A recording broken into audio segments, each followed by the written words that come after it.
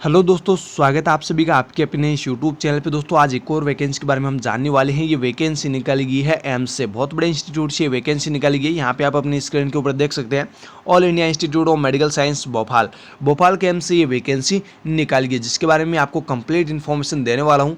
तो आप मेरे साथ अंत तक बने रहिएगा और अपने फ्रेंड्स को वीडियो के लिंक ज़्यादा से ज़्यादा ज़रूर शेयर कर दीजिएगा, ताकि वो भी इस फॉर्म को अप्लाई कर सके। और अगर आप हमारे चैनल पर पहली बार आए हैं तो आप चैनल को सब्सक्राइब करके बेल आइकन बटन को भी दबा दीजिएगा, ताकि आपको हर एक लेटेस्ट वीडियोज़ की अपडेट जल्द से जल्दी मिल सके।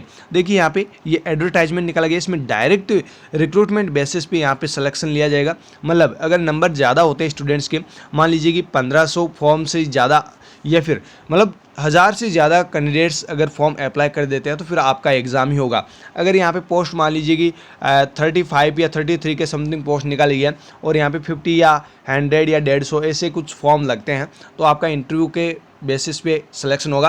अदरवाइज़ अगर स्टूडेंट्स ज़्यादा होते हैं तो आपका एग्ज़ाम लिया जाएगा। वो उनके ऊपर डिपेंड करता है कि एग्ज़ाम लेते हैं या इंटरव्यू लेते हैं। ओके, देखिए यहाँ पे ये जो वैकेंसी निकाली गई है, ये recruitment on direct recruitment basis पे, यानी डायरेक्ट आपका सिलेक्शन होगा। यहाँ पे आपको सिर्फ फॉर्म अप्लाई करना है, उसके बाद आपके जो परसेंटेज मार्क्स है उसके अकॉर्डिंग, आपकी एज के अकॉर्डिंग यहाँ पे आपका सिलेक्शन होगा। इंटरव्यू हो सकता है, ये फिर आपका टेस्ट भी हो सकता है। तो उसके लिए यहाँ पे नोटिफिकेशन रिलीज किया गया है। ग्रुप ए की ये पोस्ट है, देख सकते हैं। फर्स्ट कट ऑफ डेट जो है आपकी रोलिंग एडवर्टाइजमेंट से 30 day from publication of advertisement in employment news. जो फर्स्ट कट ऑफ डेट है रोलिंग एडवर्टाइजमेंट की, वो 30 दिन के बाद होगी। जैसे कि ये नोटिफिकेशन रिलीज़ किया गया 14/5 को, तो इसके बाद जैसे ही नोटिफिकेशन रिलीज होता है उसके बाद 1 महीने तक आप फॉर्म जो है वो अप्लाई कर सकते हैं। यानी कि 14/6 तक आप क्या कर सकते हैं, आवेदन कर सकते हैं। 14/6 से पहले आप आवेदन कर दीजिए। कौन कौन सी क्वालिफिकेशन मांगी गई है अभी मैं आपको बता दूंगा। देखिए, देन जो सेकंड कट ऑफ डेट है वो रहेगी आपकी 30 सितंबर 2022, और जो थर्ड कट ऑफ डेट रहेगी वो रहेगी 28 फरवरी 2023। इस प्रकार से अलग अलग जो कट ऑफ डेट आपको दे रखी है, ये आप देख लीजिए यहाँ पे। अब देख लीजिए कितनी क्या पोस्ट निकाली गई, क्या क्वालिफिकेशन मांगी गई है। तो देखिए यहाँ पे ये नोटिफिकेशन 14/5 को रिलीज़ किया गया है और 14/6 तक आप इसके लिए आवेदन कर सकते हैं। ओके, देखिए यहाँ पे नेम ऑफ पोस्ट, पे स्केल, पे ग्रेड, इसेंशियल क्वालिफिकेशन, एक्सपीरियंस, वो सब चीज़ें आपको यहाँ पर मिल जाएगी। और कितनी क्या एज चाहिए होगी वो यहाँ पे मिल जाएगी, और कितनी क्या पोस्ट निकालेगी वो यहाँ पे मिल जाएगी। सबसे पहले पोस्ट है रजिस्ट्रार की। रजिस्ट्रार की एक ही पोस्ट निकाली गई है, एज यहाँ पे दे रखी है और क्वालिफिकेशन यहाँ पे दे रखी है। जो रजिस्ट्रार के लिए एलिजिबल है वो रजिस्ट्रार के लिए आवेदन कर सकते हैं। देन डिप्टी मेडिकल सुपरिंटेंडेंट की वैकेंसी भी है यहाँ पर, इनकी भी यहाँ पे 5 पोस्ट निकाली गई है। एज यहाँ पे दे रखी है, क्वालिफिकेशन आप देख लीजिए। Then next blood transfusion officer. Blood transfusion officer की भी यहाँ पे वैकेंसी निकाली गई, एक पोस्ट है। इसके लिए आवेदन वही करे जिनके पास ये एजुकेशनल क्वालिफिकेशन है। आगे देखिए मेडिकल फिजिशिस्ट, जो मेडिकल फिजिशिस्ट है उसकी भी यहाँ पे पोस्ट निकाली गई, एक पोस्ट। देन नेक्स्ट देखिए अकाउंटेंट ऑफिसर की भी यहाँ पे पोस्ट निकाली गई है, टोटल एक पोस्ट है। यहाँ पर भी एज यहाँ पे देख लीजिए, क्या क्वालिफिकेशन मांगी गई है वो देख लीजिए। ओके, अब आ जाइए अपनी पोस्ट पे। ट्यूटर या फिर क्लिनिकल इंस्ट्रक्टर, जो नर्सिंग की वैकेंसी है वो यहाँ पे है। नर्सिंग की जो वैकेंसी है वो यहाँ पे आ चुकी है, ट्यूटर की या फिर क्लिनिकल इंस्ट्रक्टर की। पे बैंड की बात करें तो थर्ड पे बैंड रहेगा। सैलरी की बात करें तो 15,600 रुपये से लेकर 39,100 रुपये with grade pay of RS 5400, यानी कि 5400 जो पे ग्रेड है, लेवल 10th जो है, इसके हिसाब से आपको यहाँ पे सैलरी मिलेगी 15,600 से लेकर 39,100 रुपये तक। और ग्रेड पे जो है वो 5400 लगेगा, यानी कि लेवल जो 10th है उसकी सैलरी आपको यहाँ पे मिलने वाली है। Not existing 35 years. एज की बात करें तो 35 साल से ऊपर आपकी एज नहीं होनी चाहिए। पोस्ट यहाँ पे निकल गया टोटल 33, यानी कि 33 पोस्ट यहाँ पे निकल गई है। SC की 5 है, 2 ST की है, 9 OBC की है, 3 EWS की है और 14 जनरल की है। इस प्रकार से अलग अलग कैटेगरी वाइज यहाँ पे डिवाइडेशन भी दे रखा है। जो भी इंटरेस्टेड कैंडिडेट है वो इस यहाँ पे आवेदन कर सकते हैं। टोटल 33 पोस्ट है। सिलेक्शन की बात मैं बता दूँ आपको, फिर से बता दूँ, या तो आपका इंटरव्यू होगा या फिर अगर कैंडिडेट्स ज़्यादा होते हैं तो आपका टेस्ट लिया जाएगा, यानी जो एग्ज़ाम है वो होगा। ओके, अब देखिए यहाँ पे इसेंशियल क्वालिफिकेशन क्या चाहिए, इसके लिए कौन आवेदन कर सकता है। जिसने BSc नर्सिंग कर रखी है वो इसके लिए आवेदन कर सकता है। रजिस्टर्ड होना चाहिए, RN नंबर उसके पास में होने चाहिए, साथ ही साथ 3 साल का एक्सपीरियंस टीचिंग इंस्टीट्यूट का होना चाहिए। वहीं आवेदन करें जिसके पास में 3 साल का एक्सपीरियंस है। बाकी अदर कोई भी इसके लिए आवेदन नहीं कर सकते हैं। जिनके पास में 3 साल का एक्सपीरियंस है, BSc नर्सिंग कर रखा है, वो इसके लिए आवेदन कर सकता है। साथ ही साथ जिन्होंने MSc नर्सिंग कर रखी है वो भी इसके लिए आवेदन कर सकते हैं। उनके पास भी रजिस्टर्ड नर्स यानी RN जो सर्टिफिकेट है वो होना चाहिए, और साथ ही 3 साल का जो है एक्सपीरियंस इनके पास में भी होना चाहिए। जिन्होंने MSc कर रखी है उनके पास में भी 3 साल का एक्सपीरियंस होना चाहिए, और जिन्होंने BSc कर रखी है उनके पास में भी 3 साल का एक्सपीरियंस होना चाहिए। साथ ही साथ जिन्होंने PhD, MPhil, independent public work in international national journals, ये भी इसके लिए आवेदन कर सकते हैं। बट यहाँ पे MSc नर्सिंग और BSc नर्सिंग के जो भी कैंडिडेट्स है वो आवेदन कर सकते हैं। बस आपको यहाँ पे 3 साल का एक्सपीरियंस लगाना होगा। RN जो नंबर है वो तो आप सभी के पास वैसे भी है, अगर 3 साल का एक्सपीरियंस है तो आपके पास में ऑलरेडी होंगे वो तो। और एज जो है वो आपकी 35 से अबव नहीं होनी चाहिए।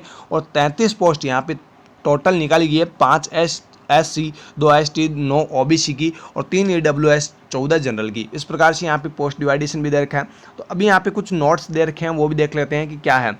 जो भी यहाँ पे वैकेंसी बताई गई है मैं सिंपली आपको बता देता हूँ। इनमें वेरिएशन कर सकते हैं। जो डायरेक्टर है एम्स भोपाल का, उनके पास राइट्स है, वो रिजर्व रखते हैं राइट्स को कि वो वैकेंसी को बढ़ा भी सकते हैं और घटा भी सकते हैं और कैंसिल भी कर सकते हैं, मतलब सब कुछ कर सकते हैं। इनके पास क्या होते हैं, राइट्स होते हैं। ओके, रिजर्वेशन जो है वो गवर्नमेंट की, जो इंडिया की गवर्नमेंट है उसकी पॉलिसी के अकॉर्डिंग रिजर्वेशन यहाँ पे मिलेगा।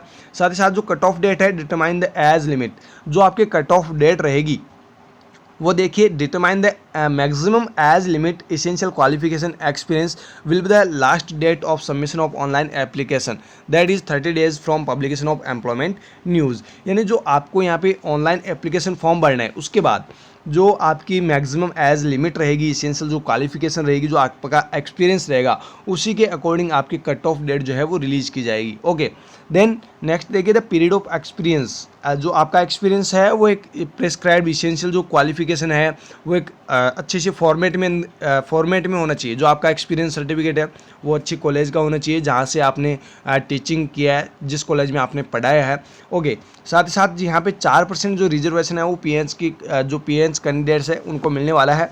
और जो भी डिसेबिलिटी कैटेगरीज है उनके लिए जो एज रिलैक्सेशन है वो गवर्नमेंट रूल के अकॉर्डिंग उनको दिया जाएगा। साथ ही साथ जो सेंट्रल गवर्नमेंट एम्प्लॉयज़ है, जो भी सेंट्रल गवर्नमेंट एम्प्लॉयज़ है जिनके पास मतलब पर्सनस विद डिसेबिलिटी का सर्टिफिकेट वगैरह है, तो उनको भी बेनिफिट यहाँ पे दिया जाएगा। Only such persons eligible to reservation of PH quota from the who suffer not less than 40% physical disability. अगर वो 40% से कम फिजिकल डिसेबिलिटी से सफ़र कर रहे हैं तो उनको रिजर्वेशन नहीं दिया जाएगा। जो 40% से ज़्यादा डिसेबिलिटी से सफ़र कर रहे हैं उनको PH कोटे का क्या मिलेगा, रिजर्वेशन दिया जाएगा। कुछ यहाँ पे जनरल कंडीशंस दे रखी है, वो क्या है वो भी देख लीजिए यहाँ पे।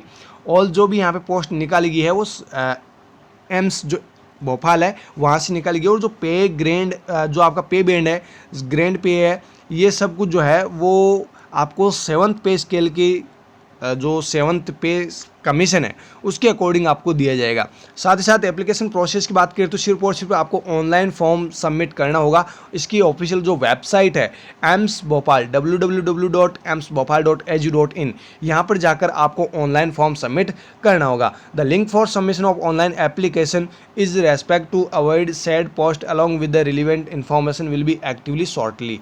तो यहाँ पे जो आप अप्लाई कर रहे हैं फॉर्म वो इस वेबसाइट से फॉर्म फिलअप कर सकते हैं और 1 महीने का आपके पास में टाइम है, यानी 14/6 से पहले आपको आवेदन करने हैं। Okay, the candidate should applicants, जो भी यहाँ पे फॉर्म वगैरह भर रहे हैं वो ध्यान दें, आपको जो भी एप्लीकेशन फॉर्म है वो आपको कंप्लीट फिल करना है। अगर आप इनकम्प्लीट एप्लीकेशन फॉर्म रखते हैं तो आपका फॉर्म जो है वो रिजेक्ट हो सकता है। ओके, साथ ही साथ अगर आप ऑनलाइन एप्लीकेशन फॉर्म भर रहे हैं या फिर जब आप फॉर्म भर रहे हैं तो आपके पास में क्या क्या होना चाहिए, पहले से ये रेडी आपको रखना है। एक तो ईमेल आईडी, ये तो आप सभी के पास होती है, ये तो आप याद भी रखते हैं। साथ ही साथ आपकी जो फोटोग्राफ है वो JPG फॉर्मेट में होने चाहिए, जो आपके सिग्नेचर वो भी JPG फॉर्मेट में होना चाहिए। ऑनलाइन जो पेमेंट डिटेल है उसके जो एप्लीकेशन फ़ीस की जो डिटेल है वो भी आपके पास में होनी चाहिए। Any other detail as per advertisement, और जो एडवर्टाइजमेंट के अकॉर्डिंग एनी अदर जो भी डिटेल्स है, जो डॉक्यूमेंट्स की डिटेल्स वगैरह है, वो सारी चीज़ें आपके पास में होनी चाहिए। ओके, डॉक्यूमेंट्स की बात करें तो यहाँ पे देखिए एनओसी आपके पास में होनी चाहिए। एनओसी आपको लगानी है अगर आप कहीं जॉब कर रहे हैं, चाहे सेंट्रल हो, चाहे स्टेट हो, चाहे सेमी गवर्नमेंट हो, चाहे फिर गवर्नमेंट ऑटोनोमस इंस्टीट्यूट हो, जहाँ पर भी आप जॉब कर रहे हैं वहाँ से आपको एनओसी लेनी होगी, एनओसी आपको लगानी ही होगी।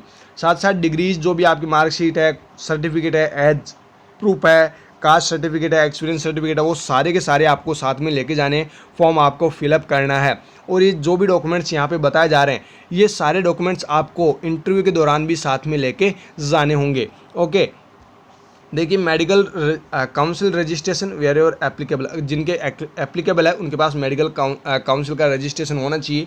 एनी अदर जो भी रिलेवेंट डॉक्यूमेंट्स है वो भी आपके पास में होने चाहिए। साथ ही साथ यहाँ पे जो भी फॉर्म अप्लाई कर रहे हैं वो फ़ोटो और जो सिग्नेचर है वो क्लियरली विजिबल होना चाहिए।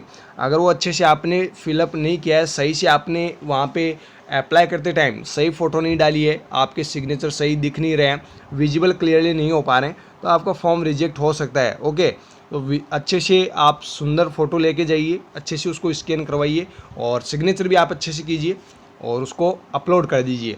देन यहाँ पे जो भी एडवर्टाइजमेंट है, एप्लीकेशन फ़ीस है, वो सारी चीज़ें आपको ऑनलाइन ही करनी होगी। सारी चीज़ें एज रिलैक्सेशन गवर्नमेंट रूल के अकॉर्डिंग आपको यहाँ पे दिया जाएगा। यहाँ पर आप देख सकते हैं SC ST OBC PH जो भी कुछ यहाँ पे दे रखा है, देख लीजिए, ज़्यादा कुछ है नहीं इसमें। शॉर्ट लिस्टिंग की बात करें तो based on online application form, जो आपके फॉर्म भरे जाएंगे उसके बेसिस पे शॉर्ट लिस्ट तैयार की जाएगी। Copy of the same and relevant document support to eligibility for post advertised scrutiny selection committee was short listed candidate written test और इंटरव्यू। मैंने आपको पहले बता दिया है कि एग्ज़ाम हो सकता है या फिर इंटरव्यू आपका लिया जा सकता है। जब आपका इंटरव्यू होगा तो उस दौरान आपको रिलेवेंट जो भी आपके ओरिजिनल डॉक्यूमेंट्स है वो आपको साथ में लेके जाने होंगे। मोड ऑफ सिलेक्शन मैंने आपको पहले ही बता दिया कि या तो अगर कैंडिडेट्स के नंबर्स ज़्यादा हो जाते हैं तो रिटन टेस्ट होगा, अगर कम रहते हैं तो इंटरव्यू से ही आपका सिलेक्शन हो जाएगा। एप्लीकेशन फ़ीस की बात करें तो OBC और जनरल के कैंडिडेट्स के 1000 रुपये यहाँ पे एप्लीकेशन फ़ीस लगेगी। SC ST PWD जो भी कैंडिडेट्स हैं उनके 250 रुपये फ़ीस यहाँ पे लगेगी। ऑनलाइन आपको पेमेंट करना होगा और जो भी यहाँ पे मतलब छूट जो दी गई है वो सिर्फ PWD कैंडिडेट्स और साथ में जो SC ST कैंडिडेट्स है उन्हीं को एप्लीकेशन फ़ीस में छूट दी गई है। ओके, एप्लीकेशन अगर आप फॉर्म या फिर फ़ीस जो है उसको आप इनकम्प्लीट करते हैं, यानी बिना फ़ीस भरे ही आप फॉर्म वगैरह अप्लाई करना चाहते हैं, तो आपका फॉर्म जो है वो रिजेक्ट हो जाएगा। अगर आप फ़ीस वगैरह सबमिट नहीं करते हैं तो NOC आपको ज़रूर लगानी होगी अगर आप कहीं जॉब कर रहे हैं तो।